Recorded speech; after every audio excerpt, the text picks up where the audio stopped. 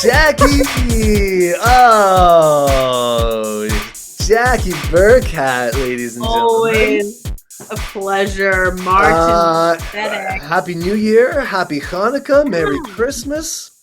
You did it all. Merry Because you're cool Chrysler, like all that. of it. You've got the beautiful lights behind you already. Yes, there's more around. Yeah, I bet. We did decorate this year for the holidays, so that's nice. We like rage de-decorated right after. Oh wow, good for you, honestly. Right Like after new Christmas. year, fresh Yeah, home. yeah. I get it. 2025, the year of minimalism. No, I don't know. And what's new? Because I haven't, because of the holidays, we've had a little break here at Yes. the pod, and I haven't talked to you in a while. Yeah. Yeah, it has been a while. I've been enjoying family time, I guess, and time Nice. just like chilling off of school, which is always nice. Did Oh, very that's little, great. which I think I really sometimes I really need an off switch because I'm not always very good at that. And you've been back, right? You went back on Thursday? Yeah, we went back on Thursday, so it was 2 days of like kind of crazy, weird days, like just the two last days of the week, but getting things into gear again with school, doing some outside events outside of school, like managing some honor bands. So that's really Awesome. fun. I know Jackie does a And ton of yeah, stuff because every time I call Jackie to say, "Can you record this person at this day?" The answer is always no, because I'm doing I'm like, this, I'm no, I doing have that. this. Yeah, we've been finding that the Um, biggest part of this is just literally triangulating a time between three people to actually record. yeah, yeah, yeah. It's very tricky. I feel like Yeah. it's just But I have to say, it's a lot of it's kind of working for me because I like that we're not just kind of churning these out like super quick, that we've got some yeah, piece in between.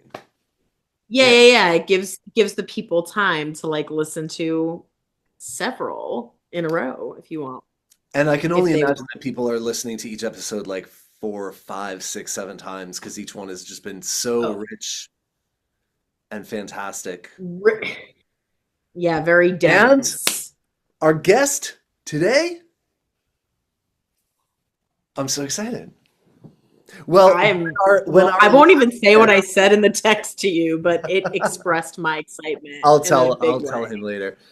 When because our last guest was Chris Shepard, who is a Yeah. choir conductor, and one of the many things that we didn't even get into, even though our chat was so long, um, just the role of the accompanist to that whole process. Yeah. 'Cause that's really a huge thing that separates. We did talk a lot about the differences between choral and orchestral conducting, and we got into some of that. But one of the really crucial differences that we didn't talk about at all is the fact that a choral conductor, at least in the rehearsal process, is kind of made or broken by the quality of their accompanist. I would So agree so 100% with I that. thought, I work with Carol Walker over at Masterwork, who is also really, really fantastic. And the only Awesome. reason I can do good work there is because she's so fantastic. And Yeah. all of my years at MSU, I got to work with the inimitable, the incredible Stevie Ryan. And Stevie is our guest today to talk all things piano careers and the art of accompanying, because Hmm. that's huge. It's And definitely its own niche thing in the exactly, music there are even world. now, people will probably know that there are now these like degree programs like collaborative piano. Like that's a specific degree I that love you can get. that. Yeah, yeah.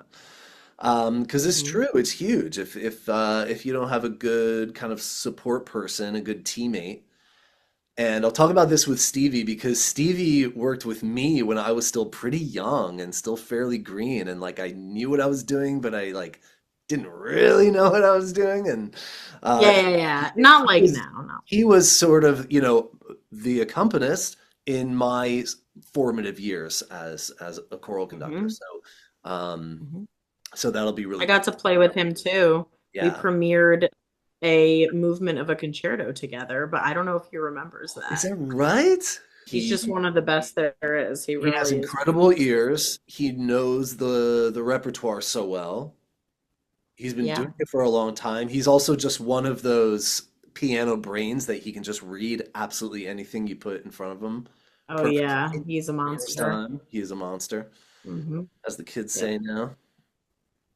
He cooks. No, that's what the kids say now, Marty. He He cooks. slays, JB. He slays. Slay, like I use slay, but the kids hate when I use it because Because they're like, that's probably it's already out. oh yeah. They've probably Cook is the got new one. Like he Cook. cooks. He Yeah, goes. cook. Let's talk to Stevie Ryan about what his December was just like. You ready to go, JB? Oh, is he in? I'm so Tighten up, ready. get it Do it. together. Do it. Hey Hey, at a guys, Happy New Year. piano. Hi, Happy happy New New Year. Year. Can you Oh, believe it? It's like we're a quarter into the new century. That's actually really sick. I didn't think. Yes, that I thought I would is. bring that up just to really like shock everybody. Yeah. Exactly, exactly. Just So you talking didn't do about anything for New Year's Eve?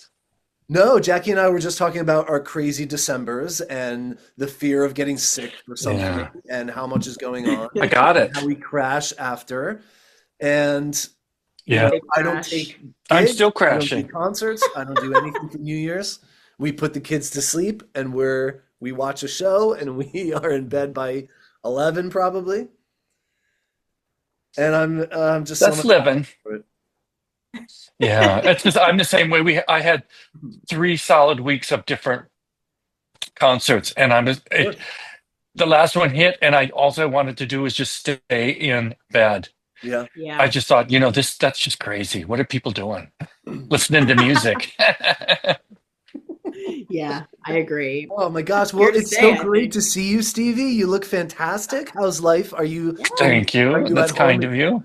at home in New Hope right I, now? I'm in, no, actually, our house is in Lambertville. We're in Jersey.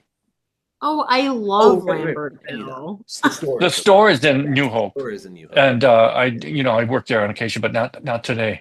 So yeah, speaking of COVID, so I built we bought this house in 2019, Right. and the basement was completely empty, cinder blocks. So I framed it out during COVID because I thought I'm not going to sit and watch TV. Yeah. I watched all the Metropolitan Opera uh, shows, and I'm like, I can't see them again. Yeah. So I framed out this basement and made a beautiful piano room, and I absolutely love it. Ooh, that's So Wow. Is beautiful. that where you are yeah, right now? and that's where I am. Yeah. Oh, Yeah. So it's nice. wow. So when I want to just get away and go practice, I come downstairs. You can't really hear it up in the living Yeah. room and the kitchen kind of thing. And And you've got I, your you know, Steinway down there? I do. I have my Steinway down here, and it's a walkout basement, so I don't feel Okay. like I'm downstairs. I don't feel like I'm in an underground Right. You can see because the outside. door is just at the end of the piano. Yeah, Do you have a grand Steinway or a baby grand? I have a 1903 Steinway C, which is just short of the concert grands, and it's just spectacular Yeah. piano, and I love it. So One day when I finally move into a home and can get my grandmother's Steinway, you can come over and play it. Ooh. I It's a have to say I love Steinways, but me that's just too. because I'm not in Europe enough to play, the other wonderful instruments I know, right. that they have over there, because there are other Yeah, we wonderful are quite instruments. monopolized over here. It's Steinway and Yeah, Yamaha, it's and if you get a Bosendorfer or something, you're lucky. yeah. Good luck. It's Yeah. it's capitalism, I guess. The businesses rule, and they happen to be Steinway and Yamaha. Yeah. But Fazioli, and I played Faziolis in Paris, and I think I played one in Berlin or Vienna. Yeah. And then, Oh, wow. it's a very intriguing instrument, very Yeah. bright, and Buzendorfers are everywhere. Wow. So Beautiful. there's more than Steinway, but I love my Steinway. I absolutely love it. So much so that it makes practicing enjoyable Sure. and Oh, rewarding, that's great. because otherwise it's painful. You know, Practicing should never be painful on the No, soul. no, no, no. Well, you still have PTSD from all of my painful practicing from those years. at MSU? No, Marty, I love your works. I love all the stuff you did. I have all the scores signed, I believe, by Mr. Sadek himself. Oh no, I meant I my actual practicing in the office while we waited for rehearsal. And you would always give me pointers. no. I come from the oddity world of where I actually enjoy practicing, even when it's on a junkie piano.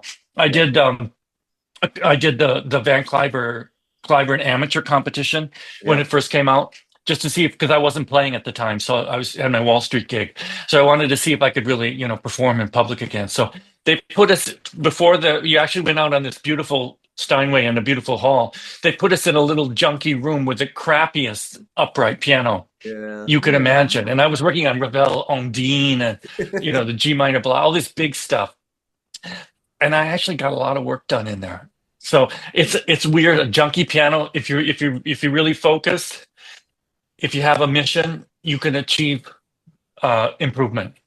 That's incredible. So, Well, and again, for sure. Marty, I love playing your pieces, so you won't get me to say I don't. You're too kind. You're too kind. Are you still? Did Have you you written that piano concerto yet? I have not The finished piano it, sonata, I have not finished it, but it's still there. It's in the works. I chip away Memories of Get to it, Poland, Marty. something fun. as I Chop, What's chop, Marty. huh?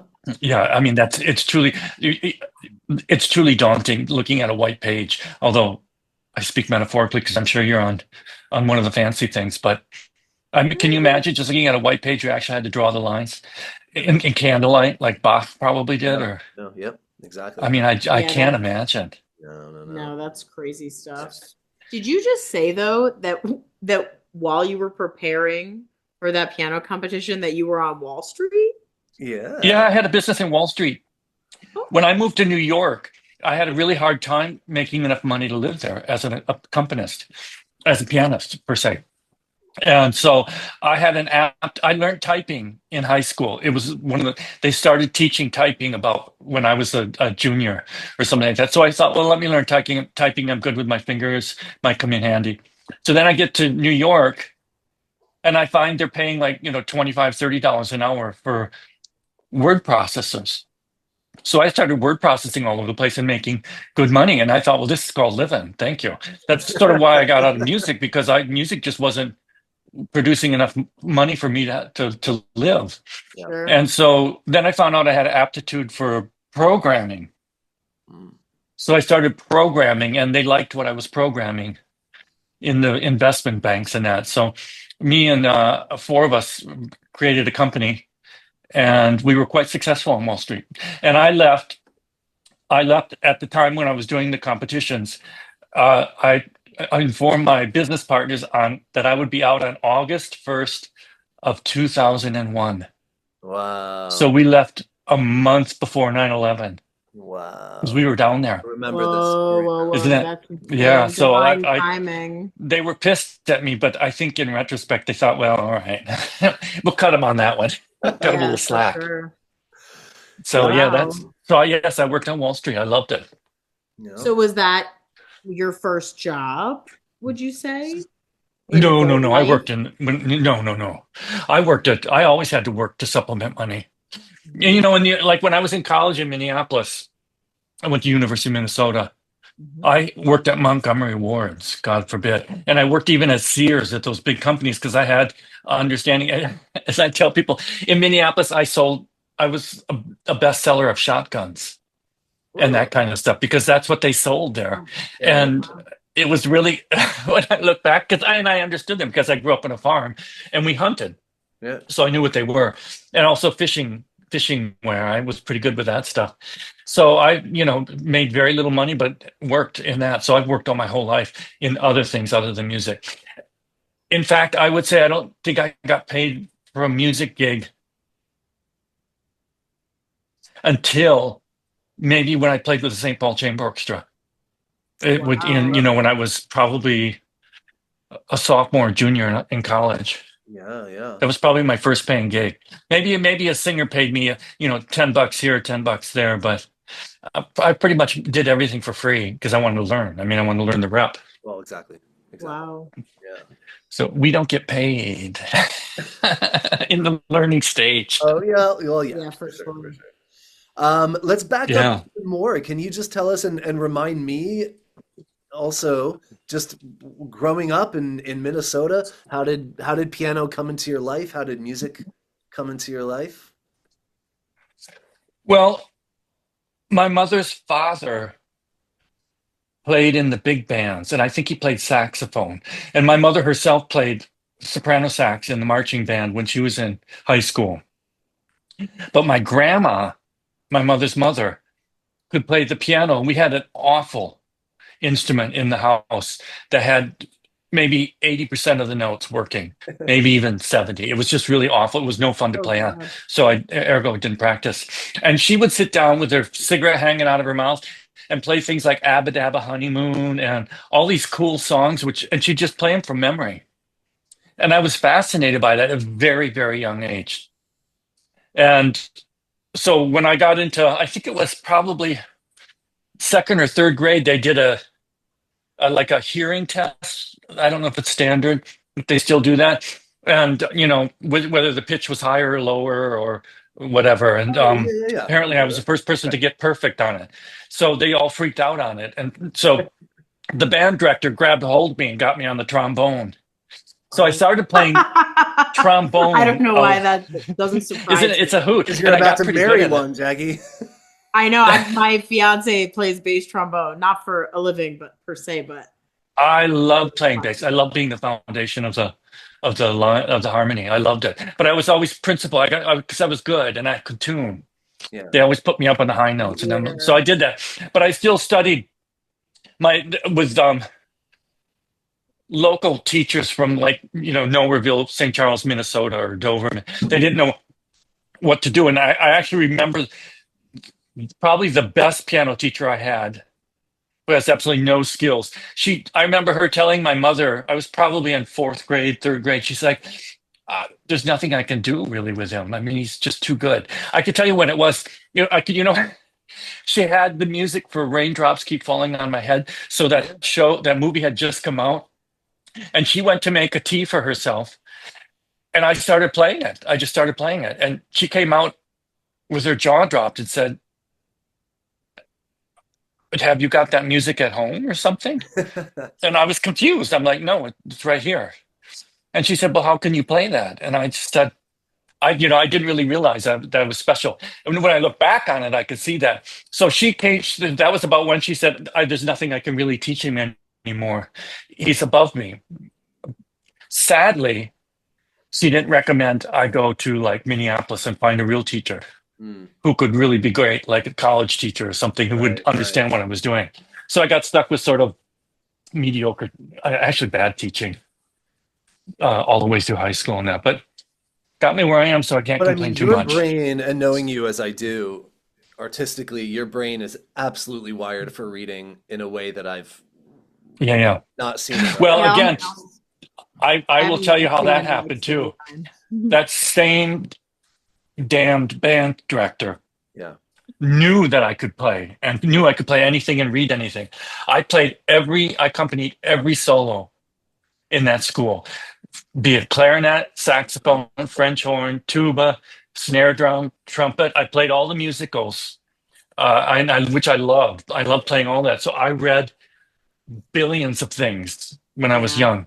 And Hmm. that's how you learn how to do it. So because I was reading so young, I think it really wired in Yeah, I think because that's Yeah, it that takes a makes long sense. time to learn how to read.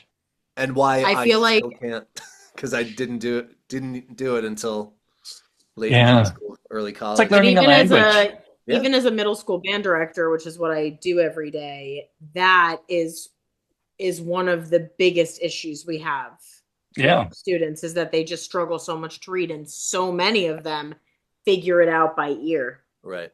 Yeah. And they just don't learn to read. I mean, I do what I can to help them, but it's really See, tough. and I don't have the ear of that kind. I'm not like the organist who can play anything in any key and modulate up and down. I just am really good at reading the black dots, Right. Me too. both pitch and rhythm. I'm really Yeah, good at it. same. But I feel like I got that skill from playing the piano though, so young. Yeah, I I'm mean, nothing even close to you. I am a simple person with no, but I understand what you mean. I mean, playing I a long remember the time. feeling. I'm just Well, geeky, and I loved yeah, perfection, I guess, on reading. right. Mhm. And I also like the solo rep. I mean, I played every page of every piece of music that I was ever handed, just because I was fascinated by it. And even if I couldn't play it fast, I'd play it slow. I Right. remember, when the Barber Piano Sonata, someone gave me a copy of it. It was awful to read, but I plowed through it note by note until I fell in love with it. Mm. So then That's how you doing? how did this love I guess what did the love turn into as you got into high school maybe and in college? I don't know. It's a sort of an undefinable thing. Mm. I just knew I liked playing, and I knew I was good at it. The biggest problem I had is I didn't have the technical proficiency, both virtuosically and how to practice and actually learn a repertoire, because I didn't have What the got proper you there? teaching. Who changed that for you? Well, they always said they always told me I was virtuosic. I never felt it. I never felt comfortable. Like I played for example, I played all the Ravel, Gaspard de la Nuit as my senior recital in college, and I played it well, but it didn't feel good, and I couldn't do what I wanted to do. I couldn't make the noise that I wanted to make, Mm. and that didn't happen until I met Seymour Bernstein in about 1998. Oh, okay. Took a long time. Yeah. And it took just a few lessons. And I'm like, holy cow, why could someone have not told me that when I was 10? Yeah. You know? What did he tell you? Why did he change the game for you? Well, the physics of how the body works and movement. An upper arm gesture is going to get you a big sound.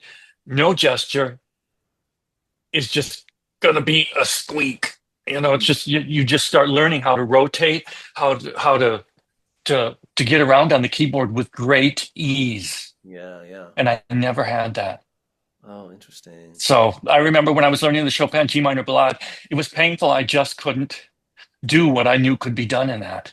Yeah. But no one would show me how. So, And is but that, once would I you met say that's Seymour, what kind of boom. inspires you to start pursuing some of these competitions?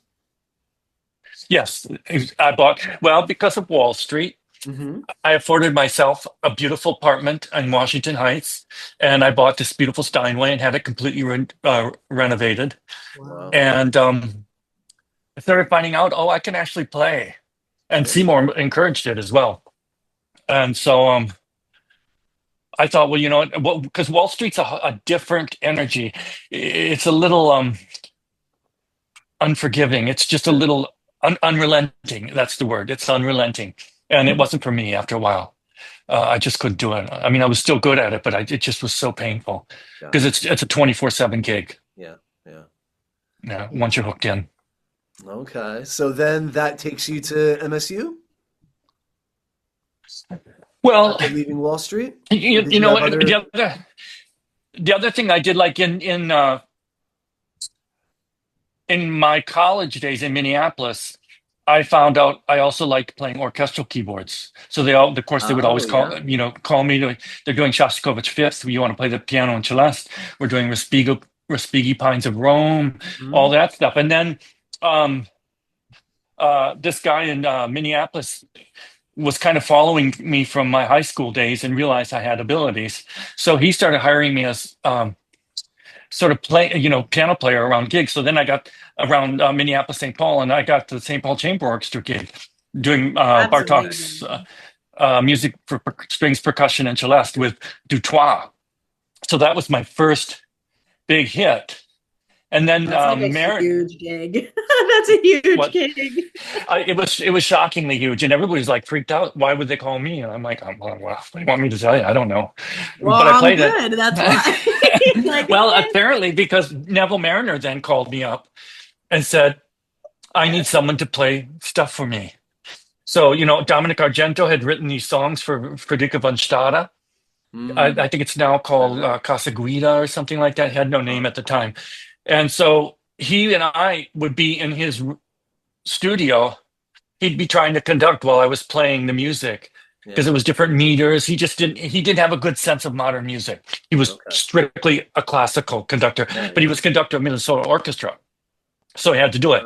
And so then it ended up with von Stade. Frederica von Stade came to town, and I worked with her on it.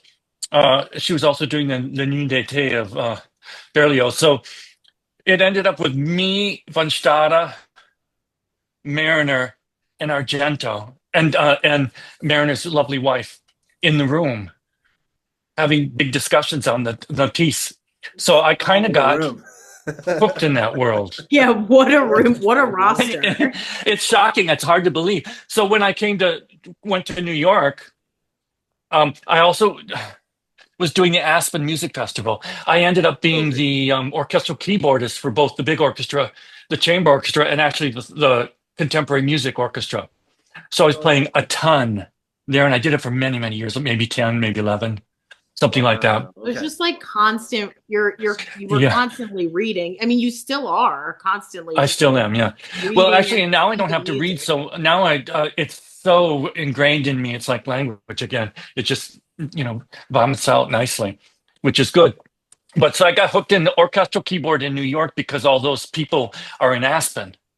Yeah. So my favorite gig in the world came up, and that was to play Celeste with the Berlin Philharmonic and Bernard Haitink for Mahler 6 when they came to Carnegie Hall. It was the first concert after von Karajan had died where they were actually touring and coming to Carnegie Hall. It was really exciting. And what an experience. Yeah. I was going to say, like, just a quick sidebar. What was that like? Because the Berlin Phil is they're probably my top 3 favorite orchestras. Yes, I always tell people they're either first or second in the world. It depends on whether you like Vienna or whether you like Berlin, in my book. Because New York Phil wasn't that great at the time. I mean, they've really improved immensely. It was shocking. It was overwhelming. He came in. He spoke German. Thank God I learned my counting in German from my little nun who taught me in college. Thank God, because everything was in German. Yep. And I sat in front of the 8 horns and the big sledgehammer thing. Yep. And nice. It was all I could do to not just be dying. So the only rehearsal we had was an open dress rehearsal. They don't rehearse that stuff. Yeah. So we read through it, and I had friends come to it, and it was wonderful. And then when we did the concert, we came out on stage, and it was packed, of course, Berlin Phil, and Carnegie Hall erupted in a noise I've never heard in my life since. Wow. That the Berlin Philharmonic was back on Carnegie Hall stage. What year was this? What's that? What year was that? That was probably 91, 92. I can't remember. Yeah. I remember I was working on Wall Street, so I had to go buy a pair of nice black shoes, so I looked reasonable at Carnegie Hall. Anyways, it was an overwhelming experience because their playing is indescribable, as you know. I mean, it was amazing, and Haitink was spectacular. Yeah, and it's a big celeste part, so it was really kind of fun. Wow. And of course, I lied. He came right up to me and said in English, he said, "You played this with the New York Phil, right?" I said, "Oh yes, of course." Which I hadn't, but I was confident that I could play the hell out of it. And they told the guys, the contractor for the Berlin Phil did come to me and say, the orchestra rather likes the way you play it. I'm like, thank you, because I'm thinking it's right, but you never know. Yeah. So it was a big experience for me. Yeah. Was there sort of a conscious decision on your part at any point in your career whether to like really pursue the orchestral keyboardist role versus the accompanist role, or did those two always live in your mind side by side? No, I'll tell you a story post Berlin Phil. The guy who got me the Berlin Phil gig got me it because Harriet Wingreen from the New York Philharmonic couldn't do it. Okay. So Ron hired me to do it. Then he found out, and this is absolutely true because I asked him point blank. He found out I was working on Wall Street and said, "I can't have a musician who's like not playing music all the time." I said, "Well, Ron, you don't give me enough work." I said, I can't even pay my rent unless I do work elsewhere. So I was playing with American Symphony. It was Catherine Comey. I was there. I was the principal piano. And when Leon Botstein came, I played a few gigs with him, and that's when Ron then stopped calling me because he was pissed that I was doing Wall Street work. Gotcha. And it took him years to admit that to me. I was playing something, I forget what it was, Avery Fisher, and I said, "Are you going to ever hire me again?" He said, "No, because you work on Wall Street." I said, "Ron, that's pathetic." Yeah. That's like jobist. It is. I said, Like, first off, ridiculous. you could have called me and said, "Steve, if you're going to continue to work on Wall Street, I'm not going to hire you." And I would have said, "Hire me, I'll stop working anywhere." But he didn't give me that opportunity. You know, one of my So I lost my gig with the. What's that? I was going to say, one of my professors in college, he told us this thing that my bullshit meter went off immediately when he told it, but he imparted it to us with this sage sort of wisdom, and he called it the rule of the janitor. And basically it was watch out what other jobs you take, because whatever someone meets you, whatever role you're in when someone first meets you, that's how you're ingrained in their mind forever. So if you are trying to do something else, but you are known to people as this other thing, it's hard for them to kind of get around that. And he called this the rule of the janitor. I always found it so I take so much offense to that as a middle school band director. Well, that's all the only thing I would argue on that, and there's some truth to that, but this man had heard me play Petrushka. Right. He had heard me play all this music at Aspen. I played huge music at Aspen, the real rep. So it wasn't like I wonder if he can play or not. He knew I could play. Exactly, which is the really messed up part of that story.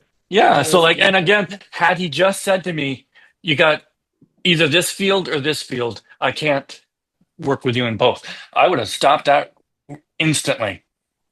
Yeah. But I wasn't making enough money from him. Right. So, and it's a shame because I love orchestral keyboardists. I played with, Princeton. I played with a lot of symphonies regularly, a lot. And I played all the big rep, But, it's tricky to get in. And, I played last year, I played the Continuo from Messiah. And I got rather nice. Yeah, it was fun because I've been playing the damn thing for 100 years. Yeah, so to play the Continuo was rather easy and it was kind of fun. And I was disappointed this year that same orchestra brought some guy in from New York, and I'm like, really? And you couldn't just call me back? I live in the same state. Right. You're always my first call, Stevie Ryan. That's for sure. Oh, thank you. Yeah, that's for sure. Anyway, so those things disappear and you have to go with it. The odd thing that happened in New York, which Marty will identify with, is I don't know if you know Kent Tridle. I've done a lot with Kent Tridle with the orchestras. I met him at Juilliard. And so he played organ all the time in these symphonies, and I always would be playing piano. So he and I were always working together. So he had a choir called the Dessoff Choirs, which is celebrating its 100th anniversary this very year. And he said, I'm desperate for an accompanist. Can you come do it? And I said, well, yeah, I'll try it. So I came, and I'm just there now. That was in 97, 96, I forget. So Dessoff was your first choral accompaniment gig? Yeah, I think so. Oh, I accompanied in high school. Yeah. Yeah, I accompanied in high school. Sure. I mean, again, I started finding out I had an aptitude for working with singers or working with voice. Yeah. The assistant for the Minnesota Orchestra, Henry Charles Smith, was doing the Messiah and asked if I would do the rehearsals. I didn't quite know what it meant. And I learned, he absolutely loved it. And I learned I was good at that. So my idea of what it required was right in their eyes. So I knew I had some sort of a gift for that. Wow. And I've always worked with opera singers. Yeah. So. Do you enjoy it more than working with instrumentalists? No, I love my instrumental. I mean, give me the Rachmaninoff cello sonata or a Brahms sonata. Get any of that. I love playing the instrumental music. I love playing the vocal rep. Again, give me a Strauss song or a Brahms song. I love that stuff. Yeah. The choral rep, I'm not so thrilled with playing. It's a different thing. It's not quite my favorite thing. I'm good at it, but it's Right. not my favorite thing. Well, because Yeah, I'll you're Because never I'm usually forget doing a my, reduction. of the time. I'll never forget one of my first Yeah. Stevie Ryan experiences was just being a student in chorale, and I never did choir or anything. So I didn't know of an accompanist. I just worked with one maybe in practicum a few times at that point.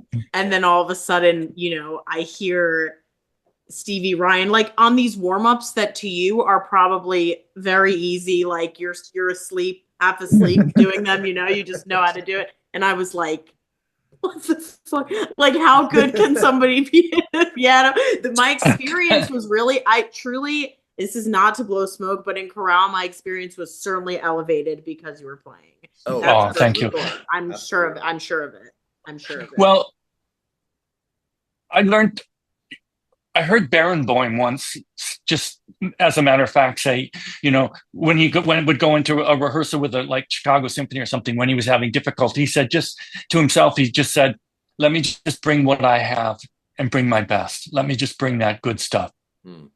And that's my motto. I try to be plugged in, doing as best I can do at all times. And I'm kind of geeky that way, so I can do it. Some people lose track, and they're doing their nails or checking their phone. They kind of lose track of the thread of the process, and then they get lost. Now, I try to teach the young kids today. Even at Montclair, they want to learn these warm-ups, but they don't want to do the process of going through the different keys, the hand positions. Yeah. Where does the left hand a simple 1-5-1?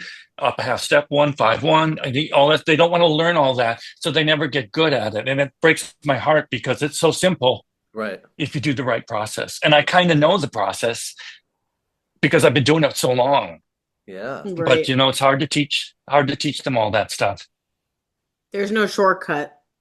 There is no shortcut. And piano is extremely difficult. Yeah. It takes a lot of time. When I was working on the competitions, when I first got my Steinway in New York, actually I rented one before, and the woman was going to take me to court. She found my music annoying. Beethoven. I was doing Beethoven Eroica variations, and she found it annoying. And I laughed at her and said, honey, no judge is going to find that annoying. So just so you know, it's Beethoven. Yeah. But I would practice 14 hours a day. If I woke up, I'd brush my teeth, drink something for breakfast, eat something, and I would be on the piano all day, all time. Yeah. Because I'm a memorizer, so if it's not from memory, it's not as wonderful. You don't get into that deep realm. That's true. That you get into, and so it takes a lot of time, and young people don't quite know how to do that. I would imagine that's hard. Yeah, like there's certainly an attention span difference now. Yeah, you have to know that slow, steady, step by step, beat by beat thing over and over and over. Because as I advise people, you try the organ. When you have to add feet to it, it's even harder. It's like opening up a whole other part of the brain that rarely gets touched. It's so complex. I can only do a few notes on the pedals because it's too hard on organ. Same. But on piano, you have to do it over and over. Yes, I can always do 5-1, to make a big splash. Yeah. How to use those big tubes. Gosh. So Stevie, our last guest on the podcast was Chris Shepard, and we were talking about choral conducting. Oh, wonderful. Yeah. So he was our last one. I just worked with him again. Yeah, I was so excited to have you on because, choral conducting and accompanying obviously go hand in hand. We talked a lot about sort of the differences in his career, between orchestral conducting and choral conducting. And one of the things that, unfortunately, we didn't get a chance to really dive into was the crucial difference there is that relationship that you have with your accompanist when you're a choral conductor that you don't have on the orchestral side. So you just mentioned Trent kind of bringing you into the Dessoff Choirs and getting your feet wet with that choral accompanist role. And, I know that relationship that you have with your accompanist can make or break a rehearsal, can make or break a performance. And when you have someone who is absolutely as solid and brilliant as yourself, it makes things 1,000 times easier. And before you signed on, when Jackie and I were talking, I was telling her about how those first few years at MSU, I was still pretty green, and I kind of knew what I was doing, but I wasn't, I was in my mid-20s, like how, I was as good as you can be in your mid-20s. But I Little learned so baby much from Marty. you and from the things that you would say to me after rehearsal or during a rehearsal, or even just calling me out sometimes, like if I thought something went well and you would jump up and say, the altos didn't sing that whole time just now. And I was busy thinking about something else. And Well, conducting is another full range thing, because of course, you got to be thinking, you got to be listening, and you got to be moving yeah. in a proper way. Yeah. And I when mean, you're it's young just and all coming up in encompassing. that skill set, it's virtually impossible to do all of that at once. So you really have to kind of It's very compartmentalize and be hard. like, in this moment, I need to think about my gesture. In this moment, I just need to listen and think about what I'm hearing. So And what I learned over the years of accompanying, especially choral music, yeah, is that if you can be in the same room as the leader, the conductor, yeah, be in the same thought world, then you're not holding them back. right, Most people don't really jump in there. They don't quite know what it is to get in to that high level. right. So when I'm working with choirs and that, my ears are on 100% of the time, because sometimes you don't get a warning that something starts up again. And if you're slowing the rehearsal down, Right. that's on you. That's the accompanist on the accompanist. Some people don't know how to do that. Some people do. I don't know. It's a Well, tricky that's thing. true. But again, I try my hardest to be there. That's true. And certainly I one of the feel things that we like should talk though, about is like your role there and some of the things that you do. And the thing that you just mentioned, I think, is huge, is that the accompanist plays a huge role in the pace of a rehearsal, because anyone who's been on a podium, Jackie, and if you've, I'm not sure if you've worked much with accompanists, but if you're constantly saying, okay, let's go again, and then there's always a stop and start. Oh, where are we starting? What are we doing? And it just, oh, I you feel like keep getting that's a big those no-no. slowdowns, and it Yeah, just kind of messes with the pace of it it. just hurts. Um, The biggest problem a boxer has is when they miss. yeah, It takes so much out of their musculature from yeah, the miss. If they right, hit, they know exactly what they're getting and they get a rebound. But so when you're doing a rehearsal and the conductor has to say, we're at measure 53 again. yeah, It's just a big, the whole air out of the, yeah. floating Santa just goes out, and it just looks like a That's right. horrible, wet noodle. That's right. Yeah, I That's feel right. like that's another component actually, and almost more of a challenge in choral conducting and being a member of a choir and being a choral accompanist, is that's just another layer to the whole picture. In band, you don't really have that as much, which is mostly No, what I do. Right. It's all of what I do. But I do remember, I think the only time we ever played together, Stevie, I was telling Marty, but I don't know if you remember. Probably don't. So I'm a flutist, but I remember we we, did something. Did yeah, we do yeah. the Bach 2 sonata, the two flutes? Was that with you? I can't remember. Oh, that might have been another one, but the one that really made me realize the potential of an accompanist, like the power of how comfortable a soloist can feel with an accompanist, or really just two musicians collaborating at that point. I really felt that way, is when we played a totally new piece by Aphrodine Stevens. He went to Montclair like during my time, sort of, and he wrote a flute concerto on request of me. I was like, just you should write a flute concerto. He's like, okay, and you and I Well, played. I've got a request out for a piano concerto, but ergo, I have one. Well, Marty's slacking, so chop, Marty, Stevie, chop, I'll send it to you as soon as it's done, baby. chop. You'll be the first And one to see it. but I don't but I'll remember never. the concerto. Yeah, it was. I mean, it was really unusual, and I looked it up earlier. I was like, I wonder if Aphrodite ever published it, but he never did. It's nowhere. So It it's was just, ours, baby. I love yeah, it those was just, experiences. yeah, it was just a moment in time that I was like, Afrodine told me, he said, "You're going to play with Stephen Ryan." And I was like, what? I was like, really? Oh shit. I like really have to prepare. And so I remember the experience though, and how I think where it all comes down to is I felt so relaxed and comfortable and trusted you. And I feel like for an accompanist, a collaborative pianist is, I like that more than accompanist. Well, there's an odd thing that musicians, the majority of musicians don't talk about. It's an odd skill, and I have it. I realized, and I think it's a real skill. I can tell when the note's changing to the next note. Something happens. You're an anticipator. You just yes. I hear the air string change, or I hear the vowel change, or I hear the consonant come in, or the flute pads maybe coming down. I hear that in my ear. It's a real subtle thing to hear, but I hear it real easily. So then, but you can feel it. I can feel it, and I just go. That's where it is. That's where it is. Oh, that's. But I felt it playing with you, which is so crazy. And I thought to myself, I'm probably never going to have an experience like this again. Who was your teacher? I forget. Was it Tanya? No, I studied with Susan. Oh, I love Susan. Oh my God, yes. Me too. But then afterwards, I studied with Elizabeth Mann for a while. I don't know if you know her. I don't know her. She's in the city too. Also plays with St. Luke's and stuff. But I was really lucky. But it was also really cool. That's why I love Montclair, because a composer just writes you a piece, and then you get to play it with Stephen Ryan. And well, with Susan, I mean, my God, she's amazing. What a history she has. Yes. Yeah, I loved her work. Actually, she was in American Symphony. I think we played a lot together. Yeah, that's awesome. I loved that. But boy, I had a lot of fun with the flute players in Montclair because of people like Susan and Tanya, and they were really high level, and so we played the real stuff.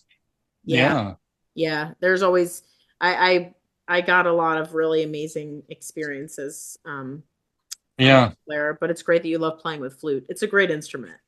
I mean, there's very few I don't like playing with, I think. Interesting.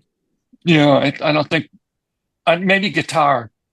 There's some instruments that don't work well with piano. Guitar, be it old classical guitar or even electric guitar. I don't know what to say. It's not a good fit. Yeah. Or banjo and piano. There's some things that just don't fit well together. Yeah. I would agree with that. Yeah, so you worked with Kent at Dessoff, and then with Chris Shepard at Dessoff. Chris was there, with our friend Malcolm. And James Bagwell. I think, was before Chris. Before Chris? Or after Chris. I can't remember.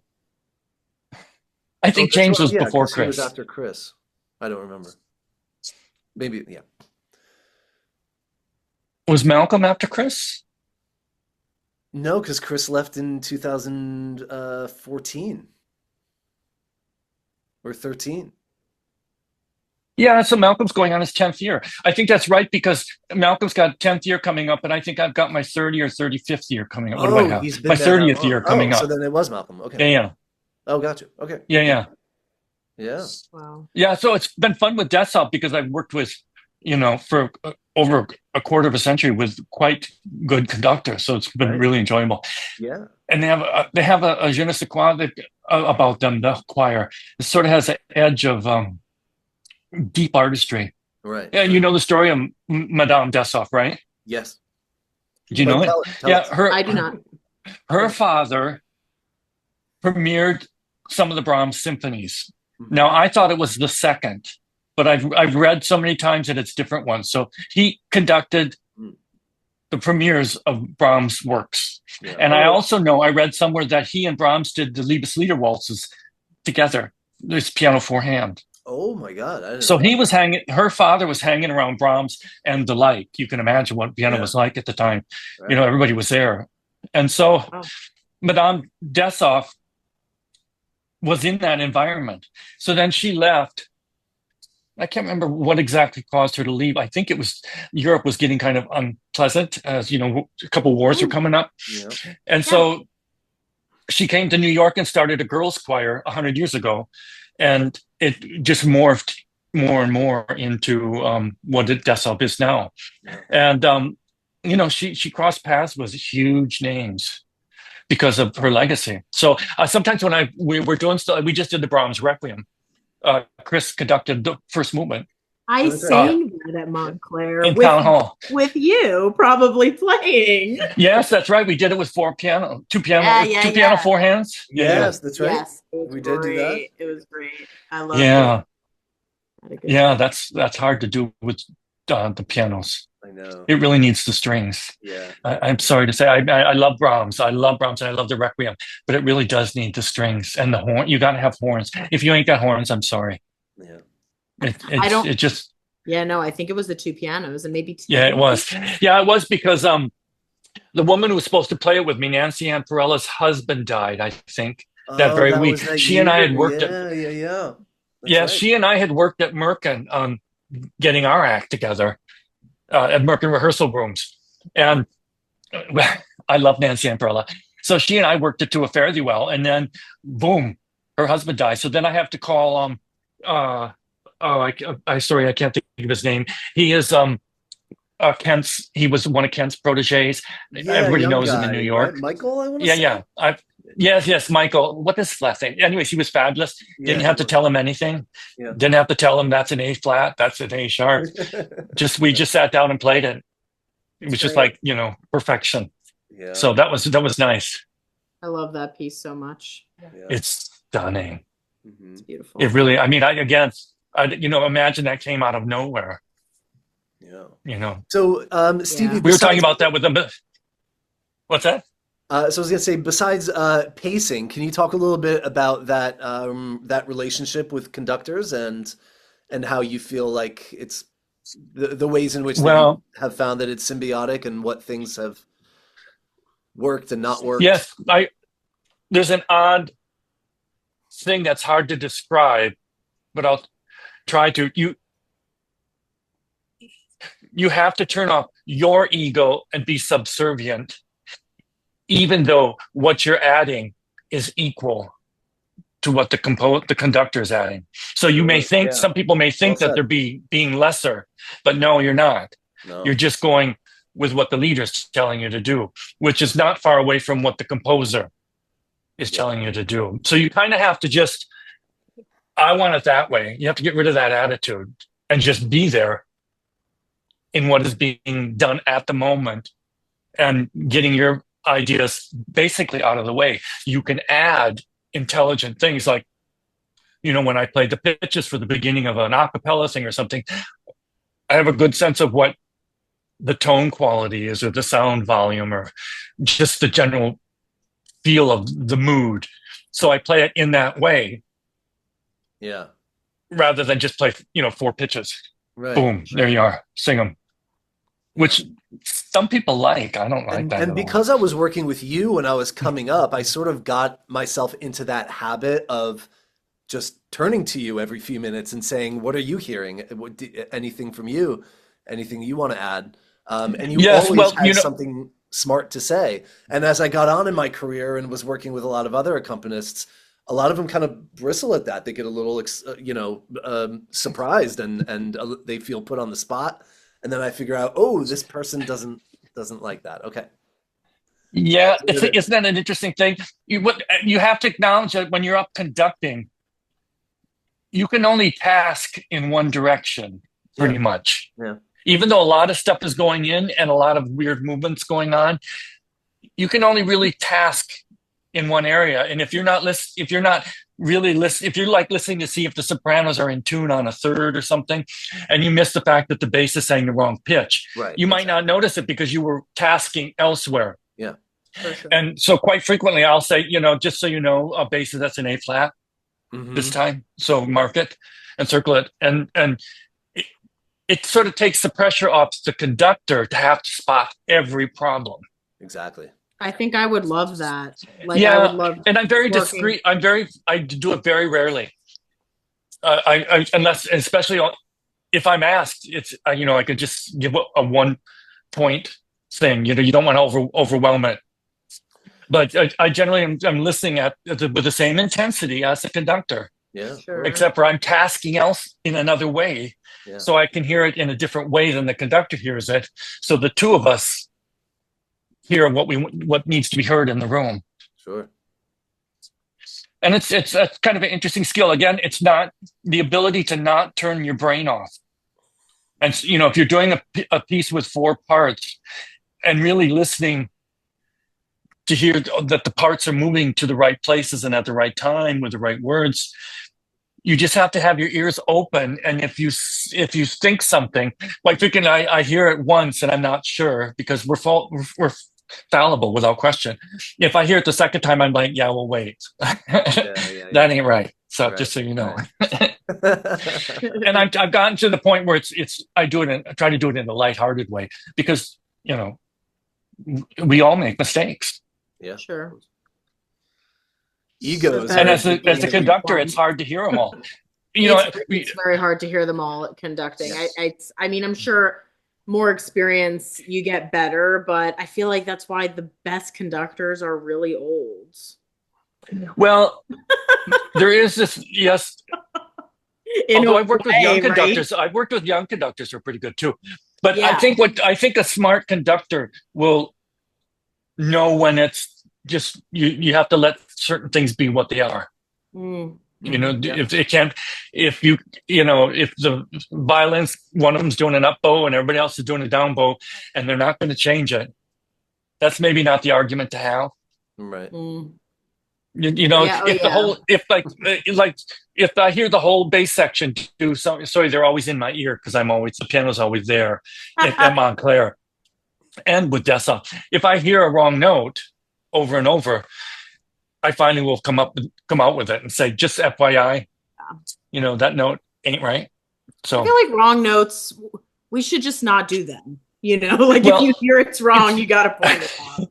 It's tricky with voice, though. That's the different thing. See, with voice, on piano, if my hands get close to the keys, I can hear if that's the right pitch or not. Yeah, right. If my hands are away from the keys, I kind of can't tell what an A flat major chord sounds like. But if I get it near it on the keys, oddly enough, I can get close. Oh, that's really interesting. Yeah, I definitely I have such a wind instrument brain. Like I have such an instrumental brain, so vocal to me is foreign. See, that's what's good about the piano, because it's bottom to top and it's just so graphic. Yeah. And if you've got that sense in there in your brain, you can hear it better. And you can follow a line easily on piano, because you'll say, well, wait, that's not a fourth, that's a third. Yeah. So fix it. So with singers, with choir mainly, because soloists don't do that so much, you can be somewhat forgiving, but you should try to correct. I mean, you should try to get the right pitches out of them and get it in tune. But that's an ever-going journey. Yeah. Sure. So maybe we can shift gears now into vocal coaching, which has been another substantial part of your career, and working with soloists and preparing artists. Well, I'm from the old school. In the old days, we didn't have IPA. In the old days, as coaches, we didn't say, it's got to be this vowel. In the old days, we just say, it's beschwerben. What the IPA is, I don't care. This is beschwerben, like. And that's it. This is what it is. Today, when they say it's a schwa, and then it's a I, and then it's and so I don't fit into that new way. So I'm not like a lot of modern coaches. I go back to the old days where I will advise if I feel that it's the wrong tempo, or it's not quite the right feeling of the word. Yeah. What the feeling of the word, I might not know what it is, but the singer might.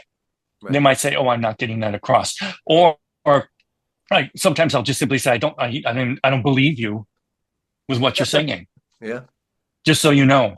Otherwise, if I can't follow what you're singing and I don't care about it, then the singer wouldn't be happy. So then they'll do more deep soul searching to get it right. Today's coaches, a lot of them that's got to be an open eye. It can't be it's too closed. I kind of don't go that way. I try to go more towards what the music wants to do, how it wants to be. Yeah. And I don't know. I just have always had a way with singers. I also have. Sure, I've watched a sense of those coachings. Yeah, tremendous. I have a sense of how what the piano needs to do to get a result from the singer. Right. You know, I feel like you're all about serving the music, which yeah. is really, I mean, it's what we're doing. I mean, would you say that that's been maybe a driving force in your career so far, is just constantly seeking that mountaintop of what is the music trying to say? Yeah. And none of us really know what the music is. Even Marty, as a composer, doesn't always do, because the composer is going from an instinctual, dumb part of the brain to produce this music. It's not, I'm going to make it this and it's going to sound like this. That doesn't work. You put notes down on a page, and they're whatever those notes are and whatever those harmonic beatings are. And so you have to go to work to get that, find out what that exactly is. And that's a huge journey. It never ends. It never ends. And it's never the same 2 times in a row.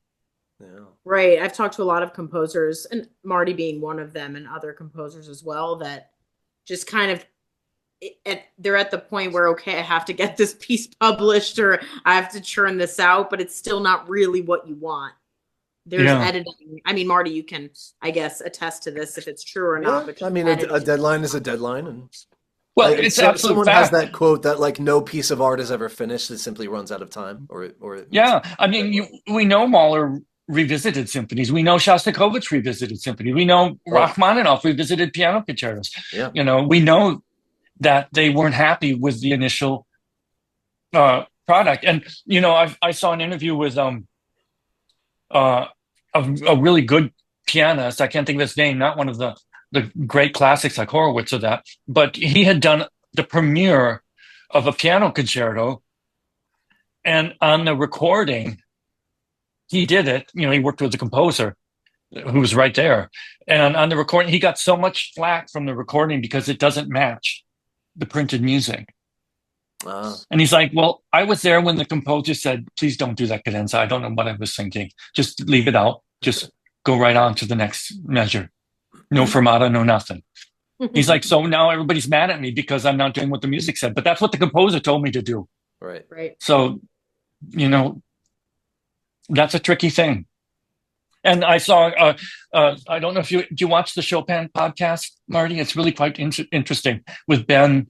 Can't think of his last name. It's really good. He's got Garrick. He gets on guests all the time, but Garrick Olson is quite frequently one. And they were talking about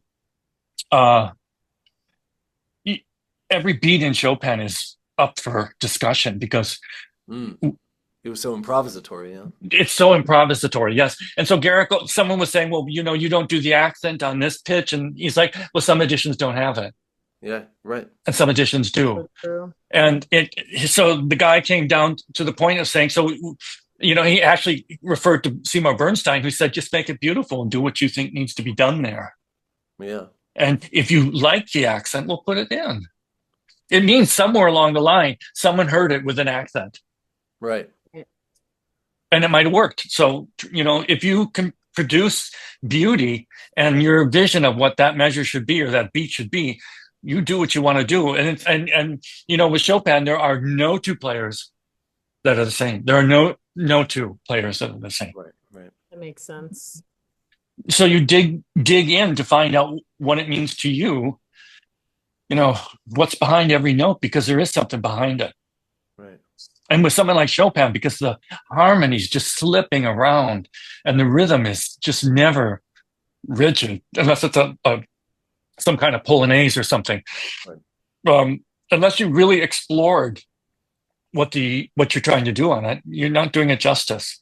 And forget the marks. Even with dynamics, we know for a fact that Chopin, one of his last concerts when he was so ill, played the barcarolle, which has this stunning release of volume at the end of it, of joy. It's just really spectacular. He was so weak, he played it barely audible. Wow. And people loved it. Sure. So now when people tell me, well, that's marked fortissimo, so you got to play fortissimo, I'm like, did you talk with him? Because I don't think you did. Right. You know, it's the same Beethoven. It's the same way. Just markings in there. You're like, what? Yeah. You can't do that. That just doesn't even work on any instrument. And when people tell me, well, that's what it is, there's an text that tells you, I'm like, well, did you talk with him? Yeah. Because I don't think that's what it is. The man was deaf. Right. So true. Stevie, you said something really interesting a little bit ago that I'd love to dig into a little bit. You talked about certain things that you would do differently on a keyboard to support the singer or get a particular thing that you're noticing that they need. Can you give some specific examples of some of those things? Because that fascinates me. Yes. I had the luck of running into someone. I think it was at the University of Minnesota. It might have been at Luther, who really understood voicing. And the fact that, you would not put 2/3 in a simple chord because it gets harsh and ugly. Right. What it does, I don't know, but you just don't do it. 1/3 is enough for the whole family. Now, I find like with singers, they can't do low overtone creating pitches like low B flats. They can't do, for example, no one sings that low unless you're up in Moscow. Yeah. And then it's not even, I don't know if it's overtone producing, it's almost fry. So I frequently will, if the choir needs to do a bit of a warm, bigger sound like Brahms, the Brahms Requiem, I'll play more low notes to give them something to sing on. Yeah. And I wish I would have studied acoustics, because I do feel that there's something about gathering up this air movement down in the low pitches allows the upper pitches to sing more easily and more in tune, frankly. Right. That makes sense. Yeah, so I do things like that. If there's something like when I'm working with the choir and there's something in the accompaniment that they don't do, they don't have, like it's a oboe obbligato or something, I'll play that and try to get out of their way while they do their work, but I'll make sure that that's heard. There's a way to I have this really weird vision. You know how you have visions of how you do things, but they don't make any sense? It's like dreams that they shouldn't be verbalized. But I have this one that I often verbalize with people. I have a cloud vision up here. I don't see it, but I sense it. It's up above me, and it's a little bit out there. Yeah. And I can tell when that cloud is getting under-fueled, and it needs something put in there. Yeah. I hear that, and so I'll add something to it, even if it's not in the score, even if it's a pickup note to add direction or to add a little bit of volume increase for the next pitch. I hear that, so I go with that a lot. And I don't know what that is. I think it's maybe the overtones are in the air or something. Yeah, and I think you just have an incredible sensitivity to those things. Yeah. Yeah. I rely on it. Well, is there anything, I was piggybacking off of that, is there anything in your life or any other skills you have that you feel like contributed to you being able to do that? Or is it just a part of the fabric of who you are? I think it's that. A friend of mine once gifted me a psychic reader kind of thing. It was reading off of the Zodiac in New York. A good trusted friend who I really respect. And I thought, well, let me go. When what's going to happen? And I asked him, I said, Gordy, did you tell him anything? He says, not a word. Didn't tell him a thing. So I go into this reader, and he said, the first thing out of his mouth, he said, this is one of the hardest charts I have ever read. He said, I was trying to go find out what was going on with these relationships, and it kept coming back to your hands. And he said, and he said, I would try everything to get away from the hands. And he said, it just kept coming back. And I said, well, that's odd. I'm a pianist. Yeah. I typed. I do all this stuff with my hands. So I said, I guess there's something to that energy. Yeah. Mm-hmm. So I have a wiring that's good for that. And I don't know if you're born with that or if it's beat into you, but I think it can be somewhat beat into you. Although Anne-Sophie Mutter said once that you basically you come from the womb playing Mozart. It's not something you really can learn to be elegant like that. I'm not sure that's true. I think you start getting the value of those lines of that quality from somewhere. Right. You get it over years and years of doing it. If you have in yourself the want to do it, the will. Yeah. It's a tricky thing. The desire. And the tricky thing with that is if you don't have the technique to back up that want, it doesn't work. That's the sad thing. So with teaching young people, it's really difficult because you have to get them to believe that it's worth it. Yeah, it's really tough. I mean, you teach college age level kids and you're saying this, and my students who are like 12, 11 through 14, they really don't understand. Yeah. Sometimes you really have to spoon feed it to them and try and show them. But when someone really takes off with it, it's really magical to watch. I mean, that's one of, I'm sure you can relate as someone who coaches and teaches as well, that it's just, and that you experience on your own, that you have experienced over the course of your career, that you can come to it. It happens, but it's not a short road, it's arduous sometimes. It's arduous, but I think as adults looking at younger people making music, you have to spot those good things and encourage it. Sure. Yeah. Absolutely. Yeah.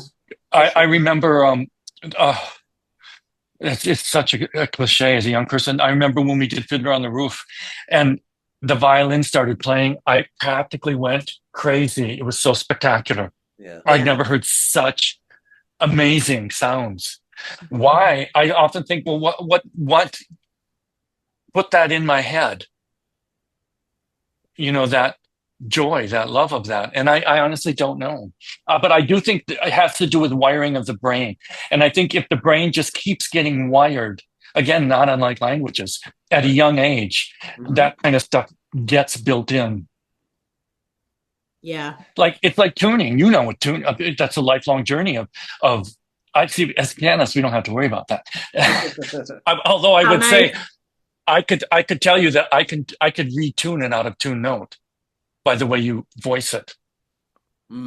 Again, this is where I wish I would have worked with sounds. If you've got a tenth, the most beautiful interval written, if you've got a solid low note, you could just plunk that upper note that's out of tune in so beautifully that the overtone from the lower note puts it in place. Yeah. And I learned that as a young person, and it's like why I was good at trombone. I knew when it needed to be just a little bit higher. Yeah, that's one of the beautiful things about the trombone is that in-house tuning. I loved it. I absolutely loved it. I like trombone too. I suck. I was geek with tuning, so. But flutes have that. You have that too because every hand position sort of has its own oddity of tuning. Yeah, and sometimes you have to quote unquote lip it. Absolutely. Or more air, or you can hold the flute a little different. There's so many things you can do to fix it should you want to. Yeah, it's ever changing. Yeah. In the moment. It's an odd thing, but you just have to keep working to teach young people. I guess that's the answer. Yeah.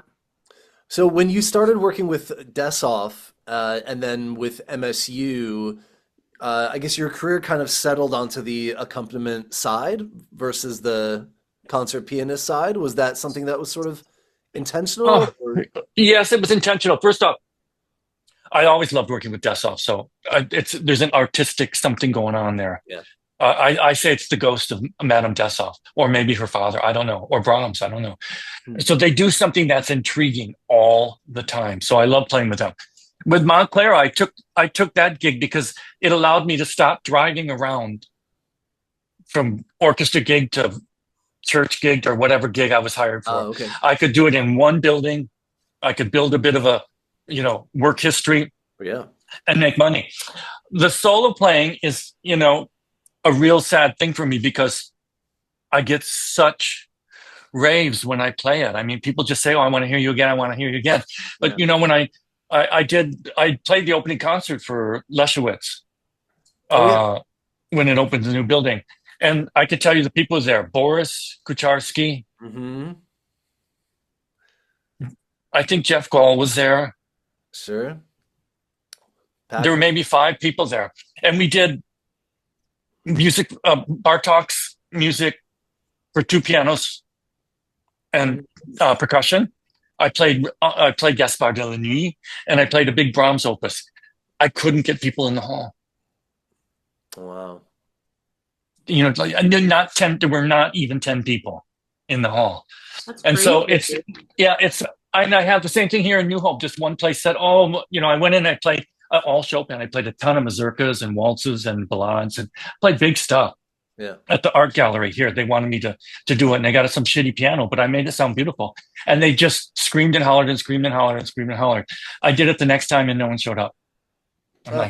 So I don't have that skill to organize crowds. So it's a little underwhelming. Gotcha. To play solo, even though everybody says, "I want to hear you play solo again." Yeah, I'm like, yeah, you know, it's just not that easy. And the amount of work that goes into playing solo, well, of course, ain't easy. Months of preparation. Yeah. It's a lot. Yeah. So I don't play so much solo, even though I practice solo constantly. Yeah. I'm always, I'm learning a new Chopin etude, or Chopin. I'm always learning a new etude, nocturne. Yeah. Memorizing it because I'm afraid of losing memory ability. And, a lot of people don't like to memorize, but I insist on it because you can go into that weird place. Yeah. And so I constantly work at it. And I think that helps, obviously, everything else out. Someone asked me how I was able to play the Brahms Requiem accompaniment because there's some tricky parts in it. I said, well, after you've worked on the first and second piano concertos of Brahms, you can pretty much play anything. So. Wow. That's how that happens. How do you memorize music? Slowly and slowly and slowly. And now I'm doing this one Chopin thing, which the left hand is just it never stops eighth notes, I think.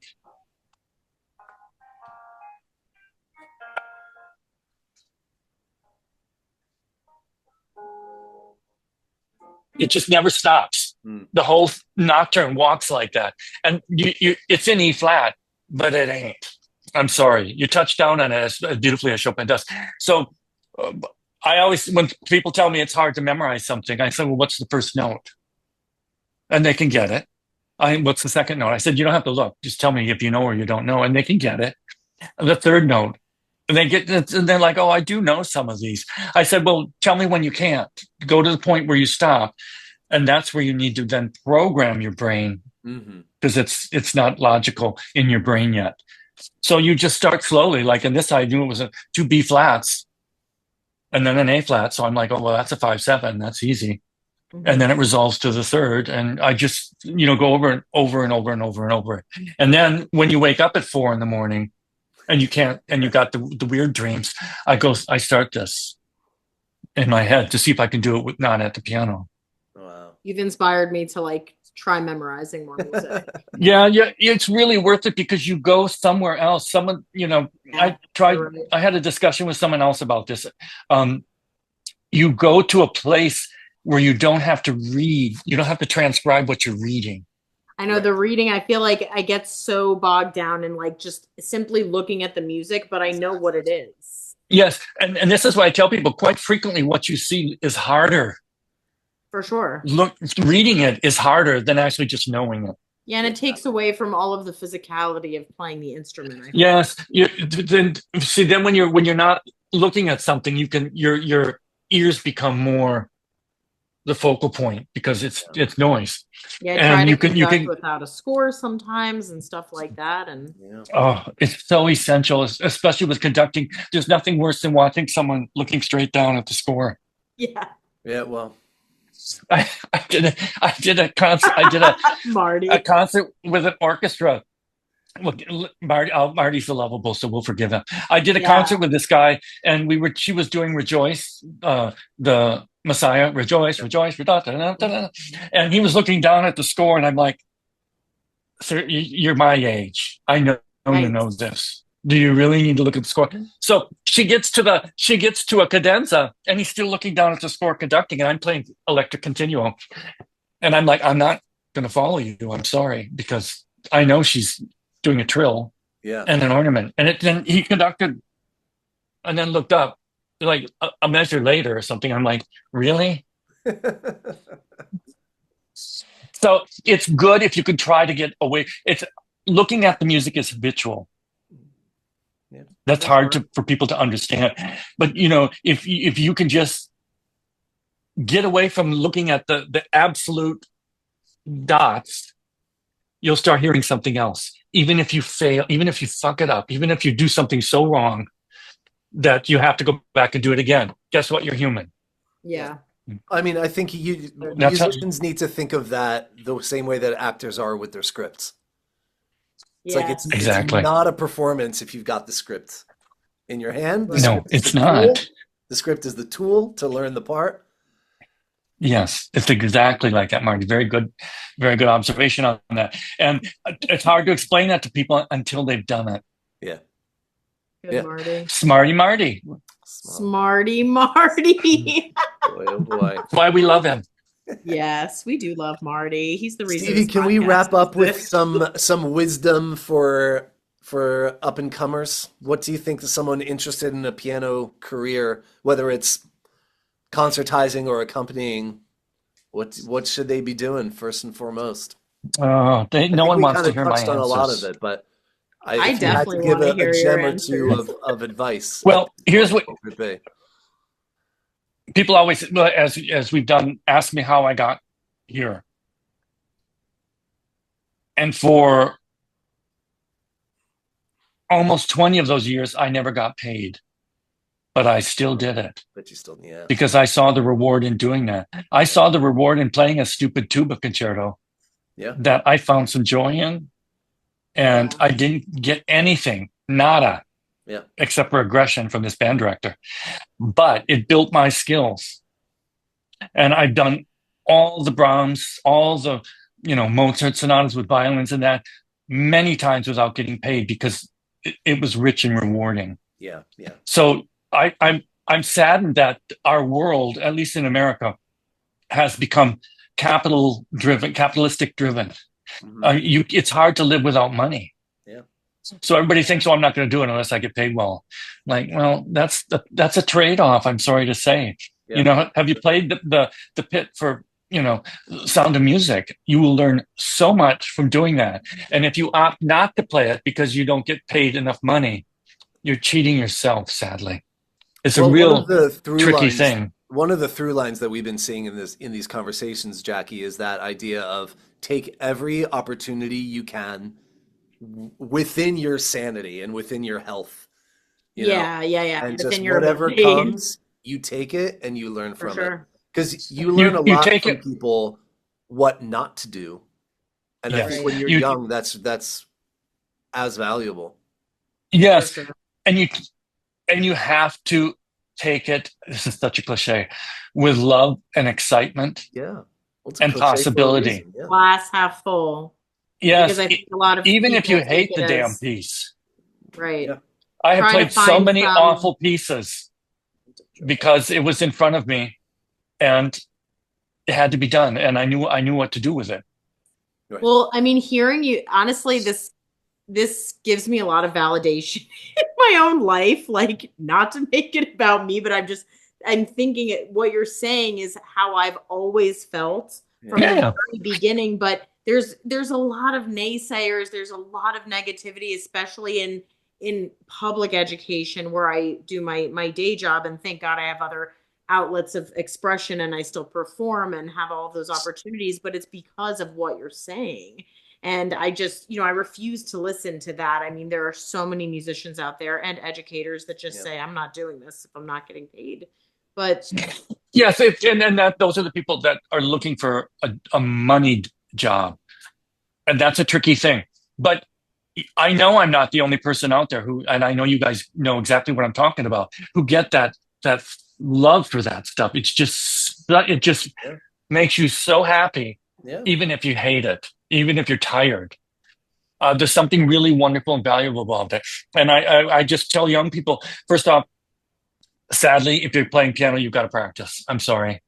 Sadly. Don't come to the rehearsal not knowing the basics. You can leave stuff out. I rarely play exactly what's written. Marty knows this. I rarely Nobody play what's knows written. that though. I That's never only knew because that. you know what is needed and what is Well, supposed. I know what is needed with me. I know if I can't do something, there are other people who can do it a different way, but I know how I can make myself better Yeah. in this situation Right. from years of hard work. And I know if I can't technically do something, I just don't do it. Right. I do something that only the composer would know is naughty. But you do have to practice. You have to practice a lot. Yeah. Yeah. And Seymour taught me this. It's really easy to have a great day when you're just full of energy and you want to practice, but then wake up the next day hungover with no money, and you have 10 hours of practice ahead of you. Yeah. Guess what? That you just got to do it.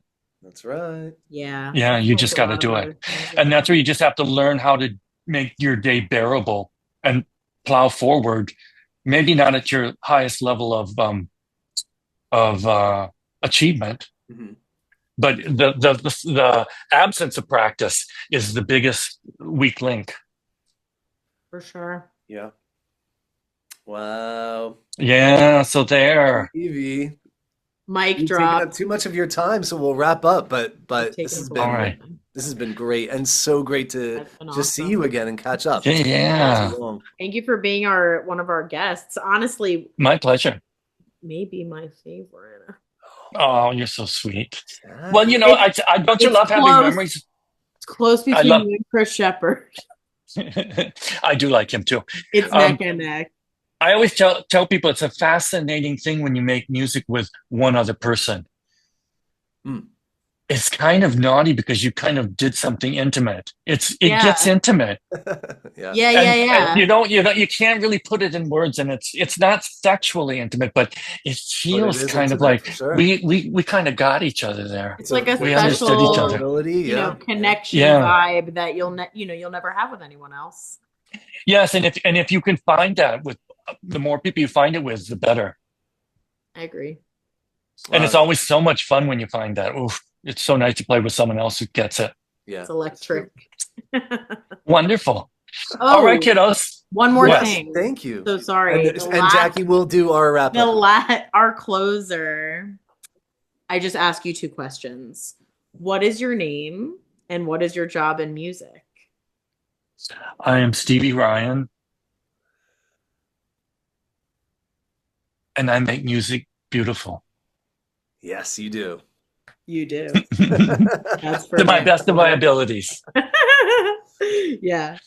You All right, definitely kiddos, we'll see you around. Thank Maybe we should you. have coffee Thank you so sometime. much, Stevie. Yeah, we'll definitely. All right. Happy New Year. Happy Happy New New Year. Year. Thanks for being All right. with us.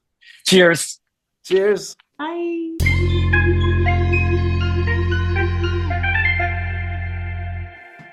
Oh, I missed him. Same. Yeah. I did feel that special I intimate worked with connection him- with him. Worked with him Played. 2 or 3 times a week for 9 years. That's really awesome that Yeah. you can say that. I That's a know. beautiful thing. Very lucky. He's one of a kind for sure. For sure. Like you really don't meet. I mean, this is not shade at all. This is just my truth is that I have not met many collaborative Yeah. pianists, collaborative artists like Stevie Ryan.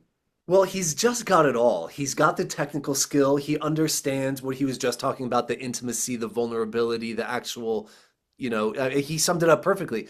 My job is to make music beautiful. I mean, that's what Yeah. it's all about. So Yeah, he gets that's the that. name He's of the got the game. chops to follow it up. He's just an hell absolute yeah. darling, and everyone loves him, which is the other through But he's line. honest theme. too. He's He's also honest. honest and he does it in a really tasteful way. Yeah. And I can love tell you, him. like, from all those years working together, a lot of times, because anything I wrote for piano, or actually probably anything I wrote in general, I would send to him and ask him what he thought of it. And he was always so Smart. gracious. Yeah. So, and knowing how amazing he is, like when he would come back to me and say, like, this is brilliant, this is lovely, I love it, it meant so much. But the times when he would come back to me and be like, this part's trash, you have to redo this part. Like You're it's like, okay. exactly, exactly. It's just Yeah, so helpful because he of is able course. to be honest in a way that's not, that's still supportive and still, Well, and he said it himself too, that it's his ego is never a part of it, which is part of what makes him such an incredible collaborator, but exactly, and exactly. musician. And Yep. I think that's what we've been seeing too, I think, with all of our guests as a really common Yeah, thread is everyone that has for talked about them this, it's that they like the people and they want to make the yes. music with the non the non-narcissists. Yes, and it's also just all about the music, or Yeah. if they're working with children, it's all about them and making music with them. I mean, at every level of every career we've explored so far, it's really all about making music, which is the whole point of this podcast. That's really true. We bring it full circle. All right, partner. Always a pleasure. Yeah, partner. I'll see you at the Super next one. pleasure. This one was great. Yeah, This was a see ya. lot of fun. Super All fun. right. Ta-ta for now. Bye. Tanjin? TTF. Tanjin? Tanji. Bye. Bye, baby. Bye bye.